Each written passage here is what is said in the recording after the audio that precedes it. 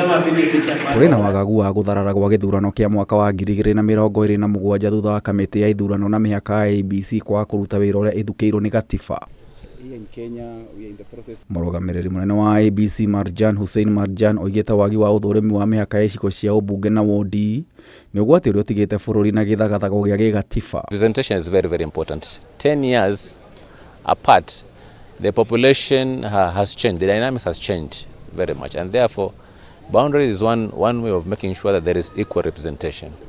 So if it is possible to do within the shortest time possible, then we'd recommend that. Gĩthagathago gĩkĩ ningĩ gĩcũngĩrĩirio nĩ wagi wa wandĩkithia wa aikia a kura na gũthũrima register ya aikia a kura arĩ meharĩrĩria ma gĩthurano kĩa mwaka wa 2027. Ũndũ ũyũ ũgĩcũngĩrĩirio nĩ makamishina amwe a tene kwĩyeheria wĩra-inĩ na angĩ ihinda rĩa gũtirĩ mĩaka ĩrĩ mĩhĩtũku. After the election, 3 commissioners resigned. One was actually removed by the tribunal, and the 3 also, the term came to expiry in 17th January 2023.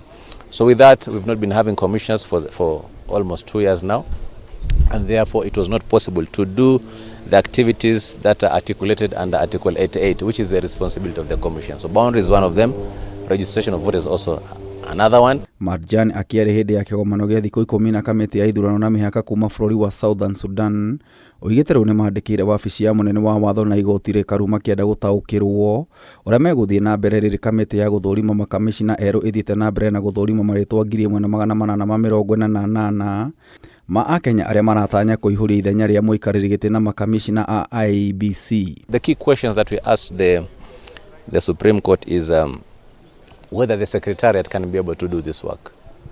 And 2 is whether the timelines can be expanded now that they have expired. And thirdly, if it can be expanded, who can be able to expand the same? So when the commission comes, the time has expired. We are still in constitutional crisis. We need to be guided accordingly as to whether we should actually continue or not. We are waiting for that. Maya magĩthiaga na mbere kamĩtĩ ĩno nĩ yũrĩtio nĩ mũnene wa ũruti wĩra wa mũingĩ Felix Koskei kũrĩmĩra wĩhokeku arĩ njĩra ya gũtigĩrĩra Akenya nĩ maranyita mbaru ũruti wĩra wao na kwĩharĩrĩria kũhũrana na ndeto cia mũhuhu nenda-inĩ cia ũkinyanĩria. You must establish trust. Only then will you be prepared for the attacks at every personal level, and trust me, they will come. In 2022, when the use of AI was actually on its rise, we also faced a lot of misinformation and disinformation. That particular time, we were using also some AI tools for the purpose of monitoring sentiments, especially in Twitter, a Twitter handle. We were using our chatbot for the purpose of providing information. We intend to intensify these activities. And this information are particularly effective when there is insufficient or untrustworthy information. The counter-narrative trick is to create lots of trustworthy information about the election process. Kameme TV gĩkũhe ũhoro gĩtaũ wa Wanjikũ.